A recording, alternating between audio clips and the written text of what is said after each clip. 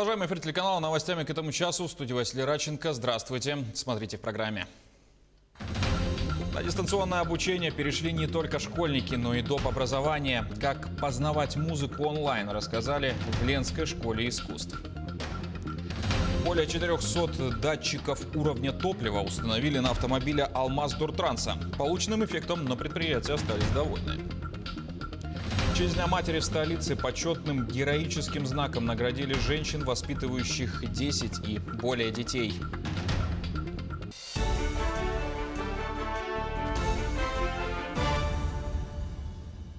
«217 случаев коронавируса выявили в Якутии за сутки, в том числе 48 носителей инфекции. 116 заболевших приходится на Якутск.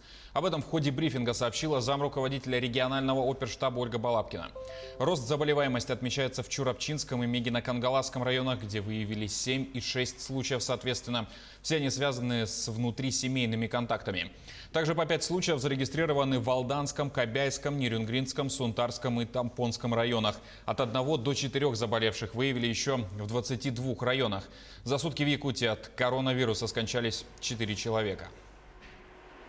Давайте позаботимся о друг друге. Как можно раньше в этом году начнем покупать подарки для того, чтобы в последующем, в конце декабря, не создавать определенного рода толчью в магазинах, для того, чтобы наши новогодние праздники не были испорчены такими страшными сводками о наших болезнях.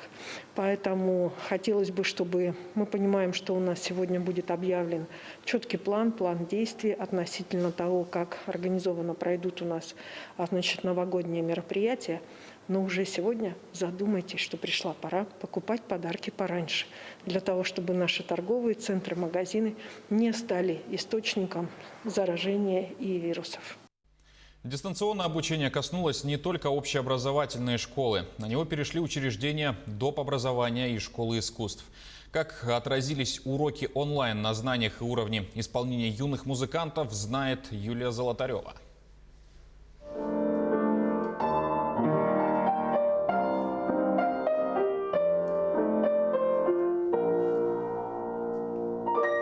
Известный узкому кругу вальс Мериканта или мировые шедевры Моцарта и Баха. Неважно, 13-летняя Диана Калмыкова сыграет и то, и другое. Трудности появились, когда исполнять все это пришлось через экран смартфона, ведь дистанционка в этом году и музыкантов коснулась.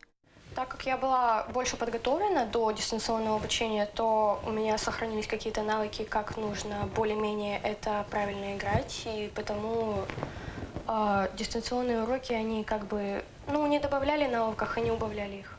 Убавились не только навыки. Количество учеников музыкальной школы сократилось. 2 человека не смогли смириться с новым форматом. В связи с тем, что в первый поток этого самоизоляции родители были заняты очень на работе, не могли отслеживать детей и увозили их в деревни к родителям. А там, так как нету ни связи, ни инструментов, конечно, ребенок не занимался. Сейчас школа искусств вернулась к привычному режиму. Корректирует расписание для очного обучения в классах фортепиано, аккордеона, скрипки, а также классах рисования и живописи по мере наполнения групп. Но некоторые дети по решению родителей продолжают свое обучение в дистанционном формате.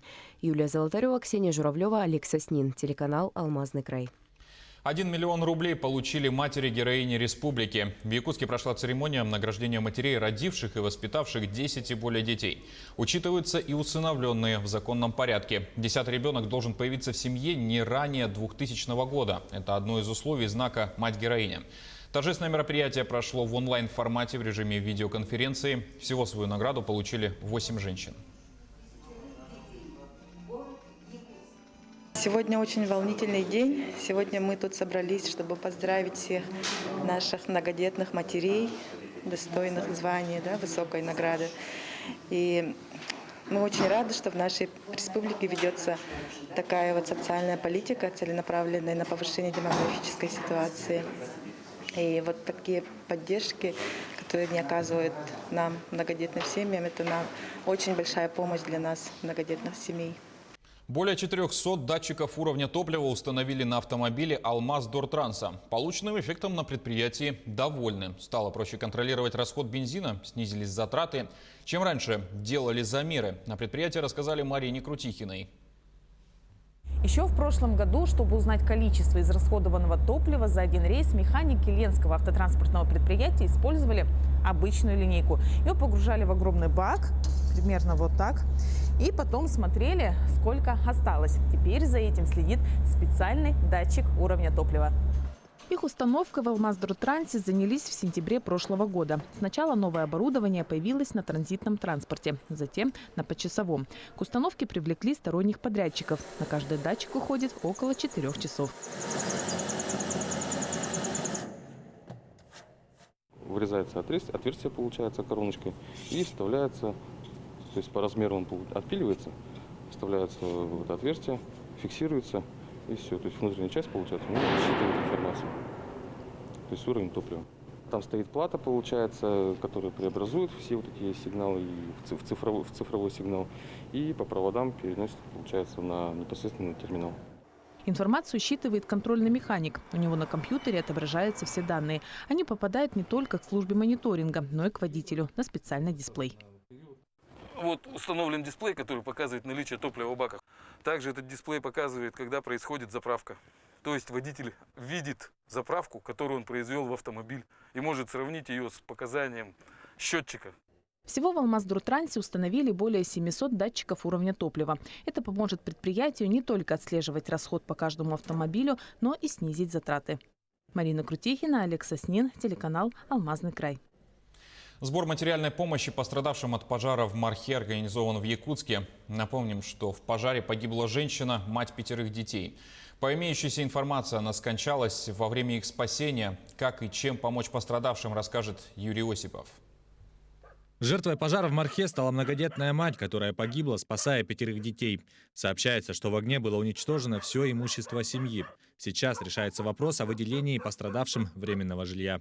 В микрорайоне мы в первую очередь организовываем сбор материальной помощи, оформляем также документы, помогаем на материальную помощь с Управлением социальной защиты. С начала года в Якутии в результате пожаров погибли 58 человек. В пресс-службе МЧС основными причинами возгораний назвали нарушение пожарной безопасности при эксплуатации печного и электрооборудования, а также неосторожное обращение с огнем.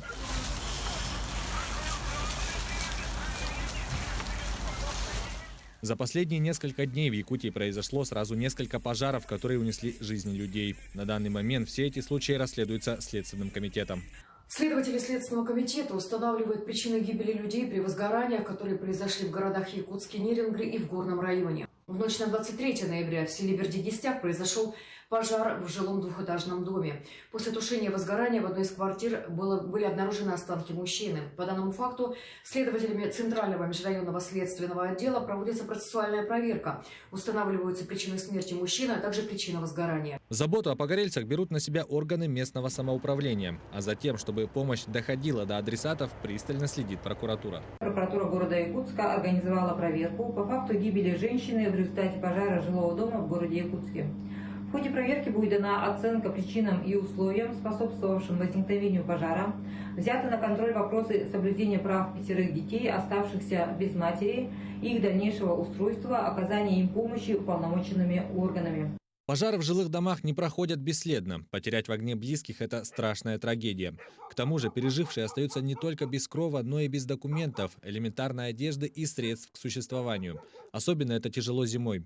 Для оказания материальной помощи семье из Мархи желающие могут обратиться по номеру 20 49 62. Юрий Осипов, Семен Семенов, Якутск. Завтра в Саратове стартует всероссийский турнир по смешанным единоборствам. В нем участвуют опытные бойцы с профессиональным рекордом со всех регионов страны. Якутию представят 6 спортсменов. Чемпионы получат денежное вознаграждение – 50 тысяч рублей и звание «Мастер спорта России». Это очень большой турнир для меня лично, ну и вообще в целом, памяти отца Хабиба Абдулманапа Нурмагомедова, куда съезжаются все сильные бойцы России. Для меня это реально будет новый вызов. Состязания пройдут в 10 весовых категориях. Специальный приз от чемпиона UFC Хабиба Нурмагомедова удостоится победитель весовой категории до 70 килограммов, который получит дополнительно 100 тысяч рублей. Турнир на инстаграм-странице и ютуб-канале НВК «Саха» будут освещать наши коллеги Николай Бестинов и Виктор Олесов. Сотрудники Ленской госавтоинспекции провели поздравительную акцию для женщин-водителей в День матери. Строгие в будние дни сотрудники госавтоинспекции поздравили представительниц прекрасного пола и вручили открытки, чем создали праздничное настроение. Женщины признались, что очень приятно получить поздравления и дарили в ответ свои улыбки. В ГИБДД МВД России по Ленскому району провели поздравительную акцию, поздравили женщин с Днем матери, пожелали успехов, семейного благополучия, раздали поздравительные открытки, также поздравительные открытки с поздравлениями и также соблюдением правил дорожного движения. На этом пока все. Не забывайте носить маски, дезинфицировать руки и держать социальную дистанцию. Спасибо за внимание. До свидания.